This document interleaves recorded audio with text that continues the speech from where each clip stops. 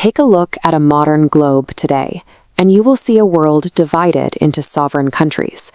We usually assume that belonging to a defined nation, sharing a common culture, language, and set of borders, is the natural state of things. But the map of Europe before 1789 tells a different story. These fragmented borders didn't follow ethnic or linguistic lines. They were carved up through centuries of royal marriages, conquests, and inheritance, treating entire landmasses as the private property of a few ruling families. Look at the people in this street scene.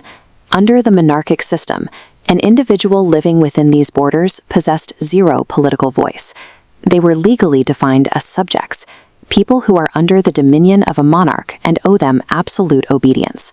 For the laborers and farmers, identity was local rather than national. They didn't see themselves as French or German, but as the property of their local lord or the king who held their legal title. This entire top-down hierarchy was anchored by a doctrine called the divine right of kings.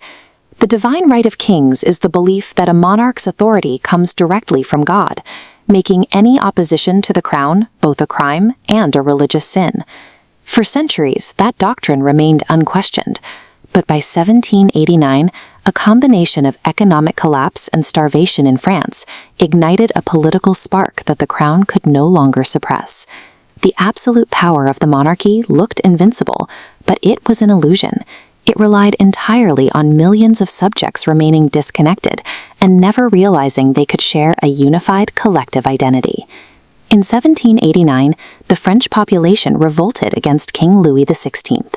Beyond demanding bread, they discarded the physical monarchy, stripping the king of his status as the sole source of law. Breaking the monarchy was just the beginning. The revolutionaries decided to replace the throne entirely with a republic, a form of government where power is held by the people and their elected representatives. This new republic was built on three ideological pillars: liberty, meaning individual freedom; equality, guaranteeing the same rights for every person; and fraternity, a sense of shared brotherhood among the people. These ideals directly targeted the grievances of the working class. By making equality the law, the Republic turned the historic privilege of the royal bloodlines into a relic of the past. Removing the king did more than end a family line. It left a massive political vacuum in the center of France.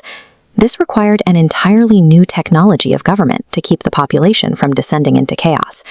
To fill that void, the revolution introduced the single most disruptive concept of the modern era: popular sovereignty. This chart shows how popular sovereignty functions. It dictates that the right to rule flows from the people up to the government, rather than from a crown down to the population. Every individual became an active, empowered citizen, the legal foundation of the state. When millions of people see themselves as equals with shared goals, they create a horizontal bond. For the first time, this connection forged a shared national identity among the French people. Popular sovereignty rewired human identity. It taught people that they belonged to a nation of equals rather than to a singular, divinely appointed ruler.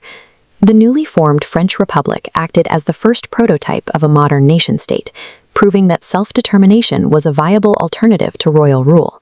This citizen model acted as an ideological contagion. It offered a level of social mobilization and power that the surviving European monarchs found impossible to suppress or contain. These nationalist ideas radiated outward from France. As the blueprint spread, it provided a roadmap to challenge rulers. This sparked independence movements.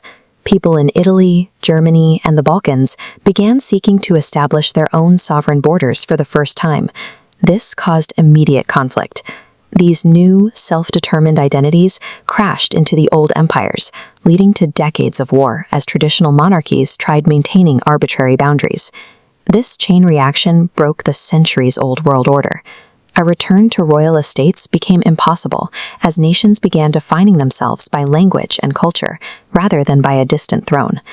Throughout the 19th century, this solidified concept of national identity drove the spread of democracy, making the consent of the governed the new standard. The modern world map, with its clear borders and sovereign states, is the direct legacy of the French Revolution. It was the moment humanity realized they were not just subjects of a crown, but citizens with the right to rule themselves.